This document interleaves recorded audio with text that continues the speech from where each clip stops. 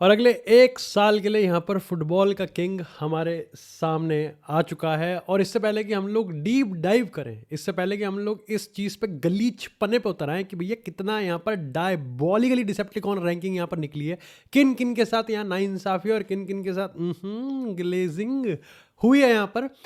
I think हम लोग इस चीज़ पर तो एग्री कर सकते हैं कि भाई डेम्बेले जितना अच्छा प्लेयर है उससे कहीं गुना ज़्यादा अच्छा वो इंसान है। जितनी भी बार मैं उसको सुनता हूँ, जितनी भी बार मैंने उसके कोट्स पढ़े हैं, he is absolutely always been respectful to Barcelona, to Barca fans, to football, to their every single one of them. But ठीक है, आई थिंक यहाँ पर इतने बड़े मूवमेंट पे एक गिव अवे तो बनता है। जितना पिछला गिव अवे जो था रियल मैड्रिड वर्सेस मार्से का चैंपियंस लीग राउंड का, वहाँ पर 7,000 कमेंट्स थे।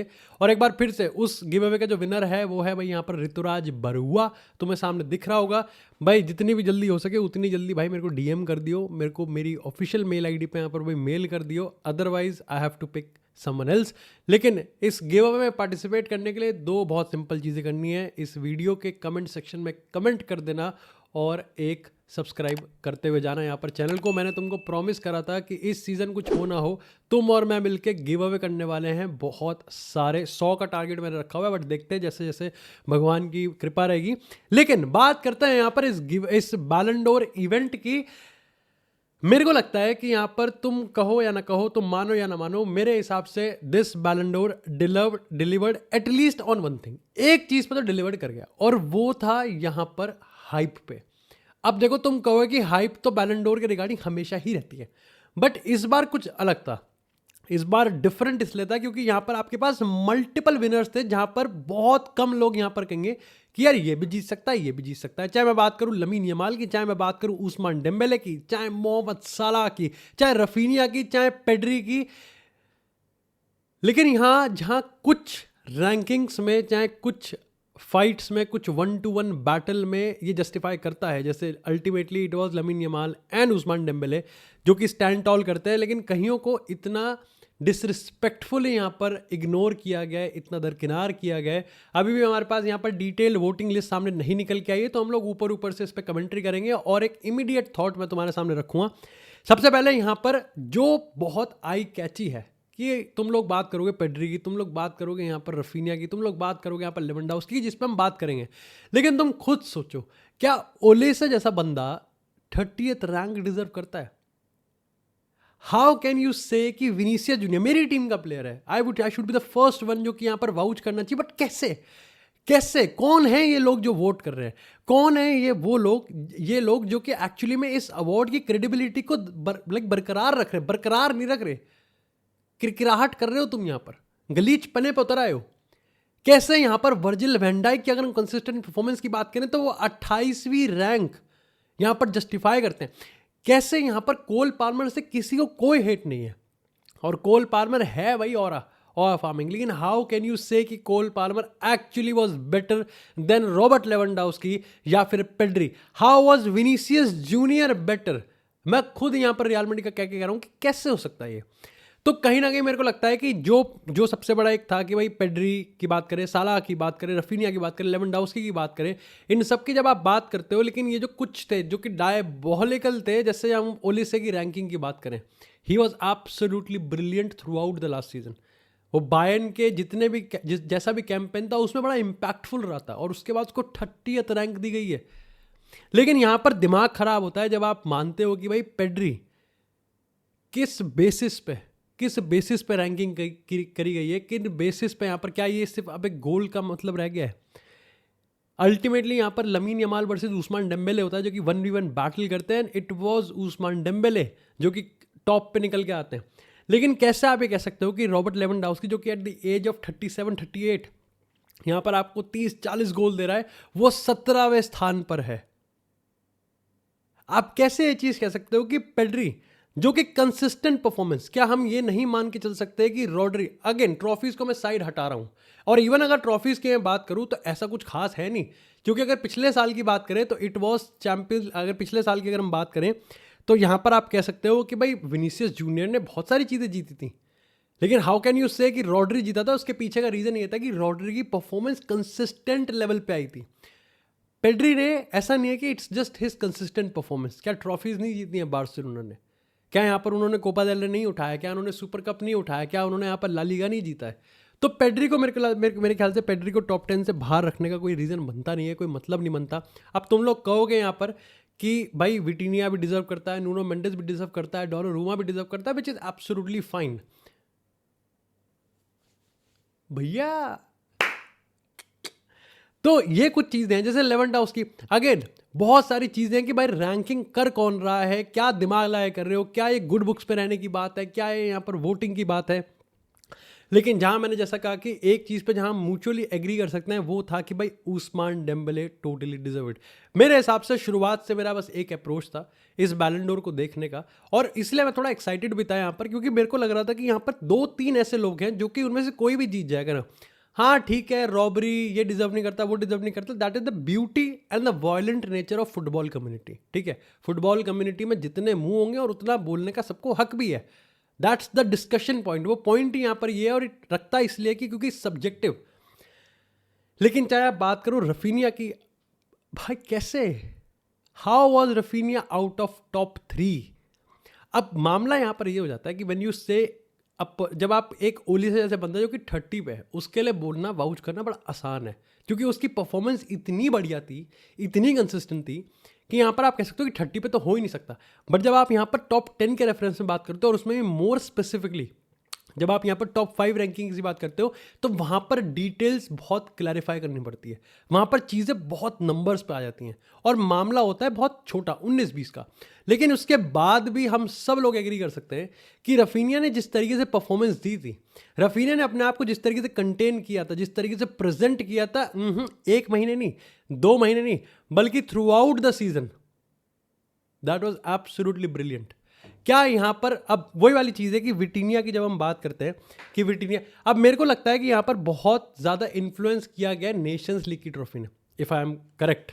आई थिंक यहाँ पर ऐसा कुछ रखा हुआ है, और विटिनिया को इसलिए ऊपर रखा गया है। एंड अगेन पीएसजी के किसी भी प्लेयर की रैंकिंग को आप ज़्यादा यहाँ पर डिबेट कर नहीं पाओगे, क्योंकि उन्होंने भी यहाँ पर डोमेस्टिकली तो हर चीज़ जीती है, बल्कि चैंपियंस लीग भी जीता है, और फ्लाइंग कलर्स के साथ। ऊपर से यहाँ पर पोर्चुगल के साथ नेशंस लीग भी जीता है, if that was in consideration. लेकिन फिर वही बात हो जाती है, जब आप यहाँ पर विटिनिया को नंबर 3 पे रखते हो, तो आप पेड्री को नंबर 11 पे कैसे रख सकते हो? और रफीनिया की अगर हम बात करें, तो क्या रफीनिया के वो 40-50 गोल, क्या रफीनिया की वो काउंटलेस हैट्रिक्स की अगर हम बात करें, रफीनिया के वो इंपॉर्टेंट नंबर्स, गोल्स की बात करें, मैच विनर्स की बात करें, इम्पैक्ट परफॉर्मेंसेस की बात करें, नंबर 5 पे साला को नंबर 4 पे रखा गया। अब देखो, मेरे को ये चीज़ तो समझ में आ रहा था कि अब देखो, ये चीज़ तो बिल्कुल क्लियर है कि आप कितने ही नंबरों पे बात करते रहो, आप कितना ही सब्जेक्टिवली डिबेट करते रहो, कहीं ना कहीं ये जो ट्रॉफी है, कहीं ना कहीं जो अवार्ड है, ये जो बैलन डोर है, ये बहुत ही ज़्यादा इन्फ्लुएंस होता है एक प्लेयर की पीआर से। एक प्लेयर को लेके जो सोशल मीडिया पे परसेप्शन बनता है, या फिर फुटबॉल जगत में जिस चीज़ से उसकी एक धारा बनती है, उससे बहुत ज़्यादा होता है। और मेरे को लगता है कि यहाँ पर उस्मान डेम्बेले के पास 2-3 प्रोस थे। लमीन यमाल की देखो पीआर, जिस पर ही बात करेंगे, लेकिन यमाल की पीआर बिल्कुल क्लियर हो चुकी थी कि यहाँ पर यमाल को बैलन डोर, क्या यहाँ पर बैलन डोर ने, फ्रांस फुटबॉल ने इस चीज़ को सक्सेसफुली छुपाए रखा था दोनों से? I think so, they get succeeded, कि यहाँ पर उन्होंने यमाल से भी छुपा के रखा, यहाँ पर उसने उस्मान डेम्बेले से भी छुपा के रखा। बट मेरे को यहाँ पर लगता है कि उस्मान डेम्बेले को भी फेवर किया ही होगा। ठीक है, बहुत लोगों ने यमाल को भी फेवर किया होगा। क्या पता हमको आते हुए जैसे जैसे डीप डाइव होगा, ये पता चले कि भैया यमाल को जितवाने के चक्कर में बहुत सारे जर्नलिस्ट ने, या फिर बहुत सारे उन वोटिंग ज्यूरी ने, जिन जिनके हाथ में रिस्पॉन्सिबिलिटी थी, उन्होंने यहाँ पर रफीनिया को ओवरलुक कर दिया। क्या आप क्या एक्सप्लेनेशन दोगे यहाँ पर पेड्री का 11वीं रैंक पे आने का? क्या एक्सप्लेनेशन दोगे आप? तो मेरे को लगता है कि यहाँ पर ये वोट काटने वाली चीज़ है, पॉलिटिक्स खेल रहे हैं हम लोग। लेकिन मोहम्मद साला को यहाँ पर आपने टॉप 4 में रखा। आई थिंक यहाँ पर अगर रफीनिया की बात हो या फिर मो साला की बात हो, एब्सोल्युटली साला इज़ अ लिविंग लेजेंड। साला ने जो फुटबॉल में करता है वो शायद से कोई करे। लेकिन मैं इस चीज़ को लेके क्लियर था कि गिवन द एवरी सर्कमस्टांसेस, ठीक है, now I am talking about including the PR as well, क्या धारा है, क्या यहाँ पर इस समय माहौल है, क्या यहाँ पर वेव चल रही है, किसकी लहर है, मैं ये समझ चुका था। और मैं इस चीज़ को बिल्कुल क्लियरली कह सकता था कि रफीनिया मेरे को बैलन डोर पोडियम पे होता हुआ दिख रहा था। इवन जैसा मैंने तुमको इस वीडियो के स्टार्टिंग में भी कहा कि यहाँ पर रफीनिया अगर बैलन डोर जीतता तो शायद से जितने लोग डेम्बेले के लिए खुश थे, उससे थोड़ा सा कम यहाँ पर, बट स्टिल मेजॉरिटी यहाँ पर रफीनिया को एक्सेप्ट करने के लिए तैयार थी। मैं सिर्फ बारसा फैंस की बात नहीं कर रहा, मैं एज अ फुटबॉल वर्ल्ड की बात कर रहा हूँ। उनके लिए तय था कि अगर उस्मान डेम्बेले नहीं जीतेगा तो हमको रफीनिया के अलावा किसी और को नहीं देखना। इवन लाइक अनलाइक यहाँ पर यमाल की पीआर जिस तरीके से हिट कर रही थी, पुश कर रही थी, people were still like hell bent कि हमें रफीनिया चाहिए, हमें रफीनिया एक्सेप्ट करेंगे as a Ballon d'Or winner rather than Lamine Yamal. और रफीनिया को नंबर 5 पे खिसकते हुए देखना वाज एब्सोल्युटली वेरी शॉकिंग। मैं कह सकता हूँ कि इस बैलन डोर का अगर हम यहाँ पर सबसे 3 शॉकिंग मोमेंट्स की बात करें तो मेरे लिए तो यहाँ पर it would be Raphinha at number 5, it would be Pedri at number 11 and to be very honest it would be Olise at number 13। आप कह सकते हो कि यहाँ पर किस बेसिस पे विनीसियस जूनियर को इतनी ऊपर रखा गया है। और जैसा मैंने तुमको कहा कि इस बैलन डोर ने बहुत सारी कहानियाँ हम सबके सामने रखी। जैसे अगर हम अर्लिंग हालैंड की बात करें, 2 साल पहले ऑलमोस्ट जीतता हुआ दिख रहा था एंड नाउ 20 से ऊपर की रैंकिंग। आप यहाँ पर विनीसियस जूनियर की बात करो कि सिर्फ 7 पॉइंट के डिफरेंस से वो पिछली बार बैलन डोर उठाता रह गया। और उसके बाद द फेमस 10x वाला कोट एंड नाउ 10x तो नहीं बट 8x 16th रैंक। इसी के साथ बैलन डोर अगर हम बात करें विजेता की, तो जो बंदा आज तक कभी बैलन डोर में नॉमिनेट भी नहीं हुआ उसने बैलन डोर उठा दिया। So this is an inspiration. यहाँ पर अगर मेरे को लगता है कि यहाँ पर रैंकिंग को अगर ठीक किया जाए तो आप फिर भी कह सकते थे कि यहाँ पर बैलन डोर की जो भी रैंकिंग चल रही है, जो भी यहाँ पर अवार्ड है, इसके प्रेस्टीज को फिर भी बचाए रखने की कोशिश हो रही है। इट इज़ स्टिल अवार्ड जो कि यहाँ पर मेरिट को लाइक अवार्ड करने पे ज़्यादा फोकस करता है। बट अगर आप यहाँ पर विनर को छोड़ के नीचे की रैंकिंग्स को अगर आप देखोगे, आई थिंक बैलन डोर कि अगर इस पूरे उसको मैं समराइज करूं तो इतना कहा जा सकता है, when it came to 1v1 Dembele and Yamal, तो आई थिंक वहाँ पर इट डिलीवर्ड। ठीक है, पीपल अपार्ट फ्रॉम पीआर, क्योंकि सब्जेक्टिव है, बहुत लोगों के हिसाब से डिजर्व्ड है, बहुत लोगों के हिसाब से फोर्स्ड है, बहुत लोगों के हिसाब से कुछ है, बहुत लोगों के हिसाब से कुछ है, बहुत लोगों के हिसाब से वो डिफाइन करना चाहेंगे कि हाउ दे इम्पैक्टेड गेम्स, बहुत लोगों के हिसाब से वो डिफाइन करना चाहेंगे कि कोई आके लास्ट के 6 महीने में आके खेल के, जबकि सीजन तो 10 महीने 11 महीने का है। बट अल्टीमेटली मेरे को लगता है कि वहाँ पर डिलीवर किया गया। उसके अलावा नीचे की जितनी भी रैंकिंग है, लेकिन इसके साथ ही मैं फटाफट से तुमको यहाँ पर एक बार वॉक थ्रू करवा देता हूँ before we get into that Yamal वाला सेगमेंट। यहाँ पर अगर हम आर्सेनल की बात करें तो that is the women's club of the year, absolutely brilliant. PSG की बात करें तो इसमें कोई शौक नहीं है, mains club of the year निकला है। Luis Enrique coach of the year बना है। जाना फाउंडेशन की बात करें तो सोक्रेटिस अवार्ड मिला है। और यहाँ पर अगर जर्ड मुलर ट्रॉफी की बात करें, अगर मैरीगोल्ड बिस्किट की बात करें तो विक्टर ग्योकेरेस ने यहाँ पर निकाला है। वहाँ पर भी काफ़ी सारे लोग कह रहे थे भाई किलियन एम्बापे रॉब्ड, ये robbed, but I think Viktor Gyokeres के गोल्स काफ़ी सही थे एंड इट प्रूव्ड पिवटल। आप यहाँ पर लमीन यमाल की अगर हम बात करें, आई फाइंड इट, अब देखो यहाँ पर a person can have multiple opinions, ठीक है, और मेरे यमाल को लेकर थोड़े लेयर्ड ओपिनियंस है। मैं ये चीज़ ज़रूर मानता हूँ कि इवन मैं भी उसी कैटेगरी में आऊँगा जहाँ पर मैं ये ज़रूर कहूँगा कि उस्मान डेम्बेले के अलावा मैं रादर रफीनिया को जीतता हुआ देखना प्रेफर करूँगा, ना कि lamin Yamal. However I was, मेरे को वो एक्सेप्टेंस थी कि लमीन यमाल की जो परफॉर्मेंसेस थी, जो वैसा था, वो यहाँ पर इस कदर है कि वो पोडियम पे फिनिश कर सकता है। मे भी मैं उसको खिसकता हुआ देख सकता था टॉप 5 तक, but only in the sense कि अगर यहाँ पर पेड्री या फिर विटीनिया में बहुत कड़े टक्कर होगी या फिर साला टॉप नॉच करेगा, इसलिए यहाँ पर थोड़ा इंटरेस्ट बना होता है कि भाई टॉप 5 की किस तरीके से रैंकिंग होगी। हाँ, लाइक यमाल को तो डेम्बेले के अगेंस्ट कर दिया, दैट्स टोटली फाइन, लेकिन फिर हर जगह सब खत्म कर दिया। लाइक विटीनिया को उसके फ्लावर्स दे दिए, लेकिन फिर पेड्री को कांटे दे दिए। साला को नीचे खिसका दिया या फिर साला को थोड़ा रखा ऊपर कि ठीक है भाई चौथे नंबर पे सही है, बट देन रफीनिया को टोटली डिसरिस्पेक्टफुल कर दिया। आपने लेवेंडोव्स्की के इम्पैक्ट को पूरी तरीके से क्वैश कर दिया when you have placed him below Vinicius junior. तो मेरे को लगता है कि वहां पर माहौल इतना खराब किया गया। बट मैं लमीन यमाल पे ये चीज़ ज़रूर कहूँगा कि despite any of my opinions कि यहाँ पर कौन जीतना चाहिए बैलन डोर नहीं, I think it is absolutely historic. जो कि कोपा ट्रॉफी भी जीता है वो, इट इज़ एब्सोल्युटली हिस्टोरिक कि वो 18 साल की उम्र में बैलन डोर नंबर लाइक उसमें रैंकिंग में सेकंड आया है। 18 साल, ही इज़ 18th। मैं यहाँ पर बस एक चीज़ कहना चाहूँगा कि भाई उसका जो एटीट्यूड है, काफ़ी लोग यहाँ पर उसके एटीट्यूड को हमेशा पिन पॉइंट करते हैं, लेकिन आज अगर आप देखो तो उसने ग्रेसफुली रिस्पेक्टफुली उस्मान डेम्बेले को कॉन्ग्रेचुलेट किया, गले लगा, and this is the lamin Yamal I would want for the next 5 or 10 years।